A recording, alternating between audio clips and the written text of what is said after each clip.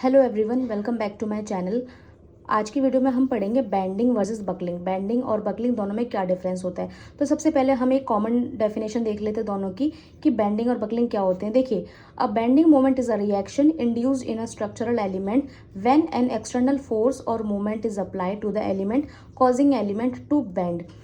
देखिए, बैंडिंग जो होती है वो किसी भी तरीके के जो हॉरिजॉन्टल स्ट्रक्चर होते हैं, जैसे कि बीम हुआ आपकी या फिर स्लैब हुआ, उसके अंदर होती है। बैंडिंग कब होती है, क्यों होती है?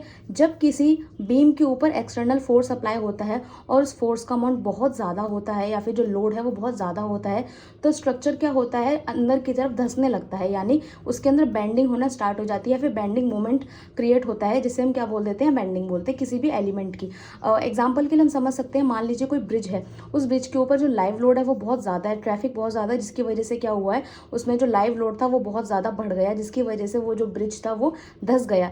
यानी कि अपन इसको टेक्निकल लैंग्वेज में बोलते थे, क्या हुआ, उसके अंदर लोड ज़्यादा लगा, लोड ज़्यादा लगने की वजह से क्या हुआ, बीम के अंदर क्या हुआ, बैंडिंग मोमेंट क्रिएट हो गया। ठीक है, ये सिंपल एक हमारी डेफिनेशन हो गई बैंडिंग की। इस वाले फिगर से हम समझ सकते हैं, ये मान लीजिए कोई बीम थी, इसके ऊपर जब एक्सटर्नल फोर्स लगा तो ये अपने एक्सिस से अंदर की तरफ धंसना स्टार्ट हो गई। ठीक है, ये हमारा बैंडिंग क्लियर हो गया। अब हम बात करते हैं बकलिंग की। देखिए, बकलिंग क्या होता है, जब कोई भी load along the axis apply होता है किसी भी मेंबर के।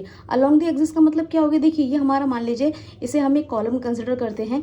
ठीक है, अब जब इसके ऊपर एक्सटर्नल फोर्स लगा, फोर्स लगने की वजह से क्या हुआ, ये जो कॉलम था ये अपने एक्सिस के परपेंडिकुलर बेंड होना स्टार्ट हो गया, यानी कि बाहर की तरफ। ये देखिए साइडवर्ड डिस्प्लेसमेंट हुआ है इसके अंदर। साइडवर्ड डिस्प्लेसमेंट का मतलब है जब ऊपर से लोड लगा तो ये बाहर की तरफ मुड़ना स्टार्ट हो गया। हमने कई बार देखा होगा कॉलम्स वगैरह तो जो होते हैं वो बाहर की तरफ मुड़े हुए हमें दिखाई देते हैं। मैं इसके अंदर एक आपकी पिक्चर भी अटैच कर दूंगी, आप वहाँ से उसको इजीली समझ सकते हैं।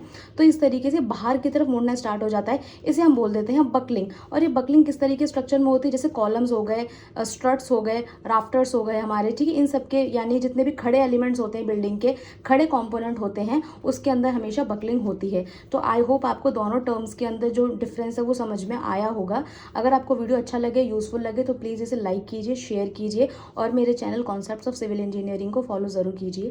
Thank you.